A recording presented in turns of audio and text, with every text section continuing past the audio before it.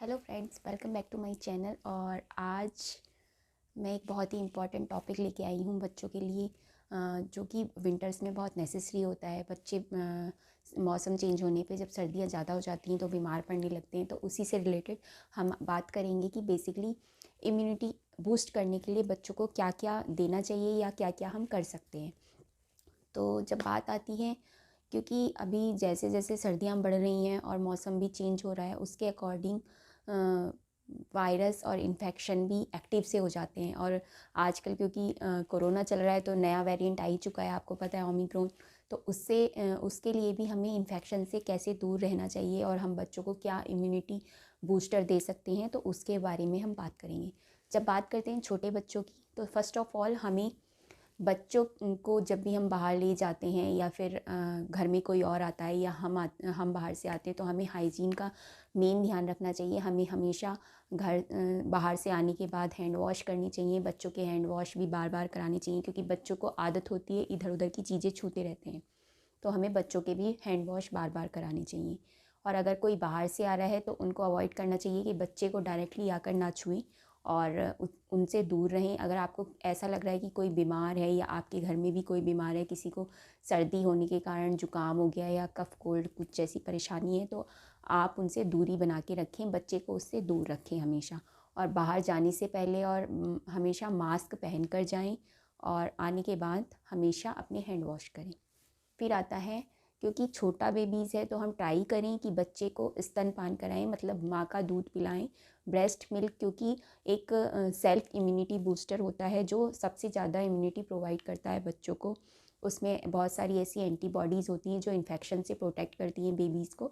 तो जितना ज़्यादा हो सके बच्चों को ब्रेस्ट फीड कराना चाहिए। कुछ पेरेंट्स होते हैं जो 6 मंथ में छोड़ देते हैं, कुछ होते हैं 1 ईयर तक कराते हैं। तो अगर आपको ब्रेस्ट मिल्क आ रहा है तो आप उसको कम से कम अप टू 1 ईयर्स तक तो कराएं ही। उसके बाद अगर आप एक्सीड करना चाहते हैं तो एक्सीड कर सकते हैं, अदरवाइज़ आपको 1 ईयर तक का एटलीस्ट अपनी बेबी को ब्रेस्ट फीड कराना चाहिए।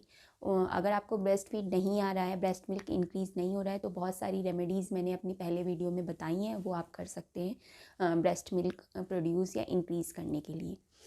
अब बात करते हैं, हम बहुत सारे ऐसे सुपर फूड्स हैं जो हम सर्दियों में हमें अपनी बेबीज़ को देनी चाहिए, जिससे क्या है, बच्चे की इम्यूनिटी भी इंक्रीज़ होगी और बच्चे को सर्दी भी कम लगेगी। क्योंकि कुछ फूड्स ऐसे होते हैं जो इन्फेक्शन को दूर रखते हैं और बेबीज़ की इम्यूनिटी को बूस्ट करते हैं।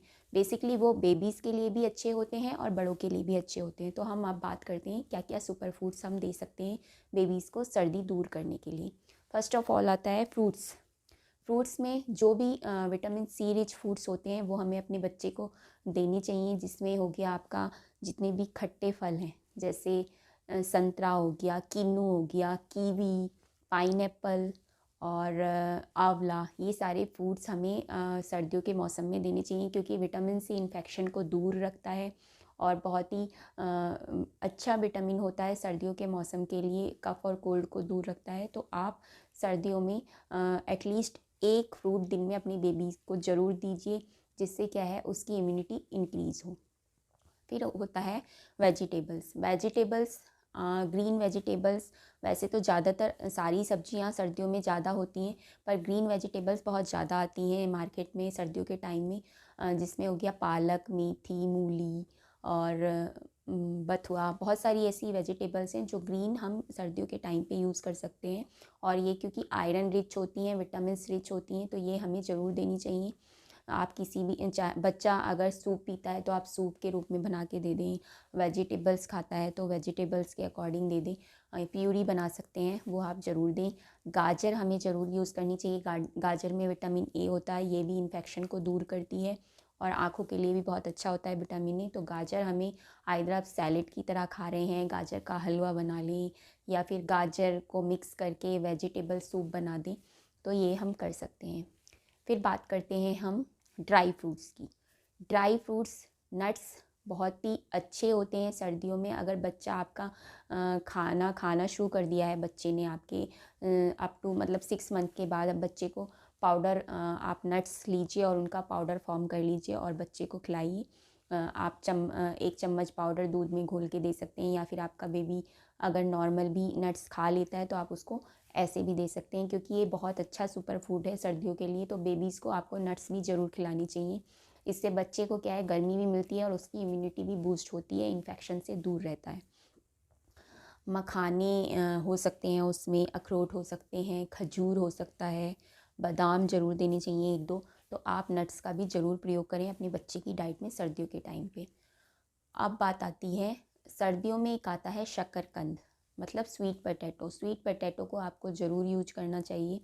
क्योंकि सीज़नल फूड हम यूज़ कर सकते हैं, जो भी सर्दी के मौसम में फ्रूट्स और वेजिटेबल्स आती हैं वो यूज़ करनी चाहिए। तो स्वीट पोटैटो भी सर्दियों के टाइम पे ही आता है। ये एक बहुत अच्छा फूड है बेबीज़ के लिए। बेसिकली इसको हम अलग अलग टाइप से अपने बेबीज़ को दे सकते हैं। इसका हलवा बना सकते हैं अगर आपके बच्चे को मीठा पसंद है तो। और अगर आपका बच्चा मीठा नहीं खाता है तो आप इसको रोस्ट कर लें या फिर बॉईल कर लें। बॉईल करने के बाद आप इसको कट करके सैलेड या चाट की तरह खिला सकते हैं अपने बच्चे को, चटनी लगा के या सॉस के साथ या नमक लगा के, जैसे भी वो खाना चाहते हैं। ये कॉन्स्टिपेशन में भी बहुत अच्छा होता है, और क्योंकि इसका टेस्ट थोड़ा स्वीट स्वीट होता है तो बच्चे इजीली खा लेते हैं और बहुत सॉफ्ट हो जाता है बॉयल या फिर रोस्ट करने के बाद। तो ये एक बहुत अच्छा फूड है सर्दियों के लिए। फिर हम बात करते हैं जैगरी या गुड़ की। गुड़ हमें बच्चों को ज़रूर खिलाना चाहिए खाना खाने के बाद। खाना खाने के बाद, क्योंकि ये आयरन रिच फूड होता है और डाइजेशन में हेल्प करता है। सर्दियों के टाइम पे बच्चों को बहुत अच्छा न्यूट्रिएंट माना जाता है। तो आपको अब बच्चे की डाइट में थोड़ा बहुत गुड़ या जैगरी ज़रूर इस्तेमाल करना चाहिए। आप ये भी बच्चे को दे सकते हैं। इससे भी बच्चे को विंटर्स में बहुत हेल्प होती है, इम्यूनिटी बूस्ट होती है इससे। फिर हम बात करते हैं जो लोग चिकन या फिर एग खाते हैं, मतलब नॉन वेजिटेरियन है, तो वो सर्दियों के टाइम पे अपने बच्चे की डाइट में चिकन सूप या फिर एग करी कुछ भी इस तरीके से इस्तेमाल कर सकते हैं।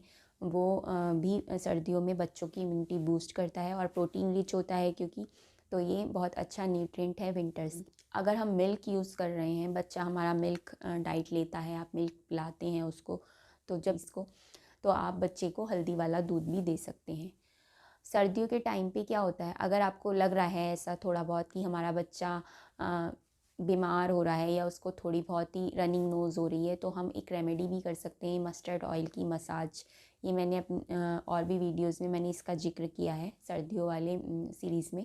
तो हम मस्टर्ड ऑयल की, जो अजवाइन वाला ऑयल होता है, उसकी मसाज करें बेबीज़ के पूरे बॉडी पर, तो उससे बच्चे को बहुत राहत मिलती है। तो ये एक अच्छी रेमेडी है। उसके बाद फ़ूड की, जहाँ तक मैंने ज़्यादातर सभी कवर कर लिया है कि फ़ूड में हम क्या क्या दे सकते हैं। और अदरवाइज़ जितने भी आपके न्यूट्रिएंट रिच फूड हैं या सीज़नल फ्रूट्स और वेजिटेबल्स हैं, वो आपको विंटर्स में ज़रूर देनी चाहिए। वो बहुत ही हेल्पफुल होते हैं और बच्चे की इम्यूनिटी को बूस्ट करते हैं। तो अभी जो भी मैंने बात की है, वो पूरा हम क्या क्या प्रोवाइड कर सकते हैं अपने बेबीज़ को विंटर्स से दूर रखने के लिए, उसके बारे में मैंने आपको बताया है। तो अगर आज का मेरा आपको ये वीडियो अच्छा लगा हो तो प्लीज़ मेरे वीडियो को लाइक करना। अगर आपकी कोई क्वेरी हो तो आप प्लीज़ कमेंट भी कर सकते हैं और मुझे मेल भी कर सकते हैं। और मेरे वीडियो को लाइक करना, शेयर करना, जो भी आपके आसपास पेरेंट्स हैं या न्यूली पेरेंट्स हैं उनको आप शेयर कर सकते हैं, उनके लिए हेल्पफुल हो सकता है ये। तो प्लीज़ मेरे चैनल को भी सब्सक्राइब करना। Thank you.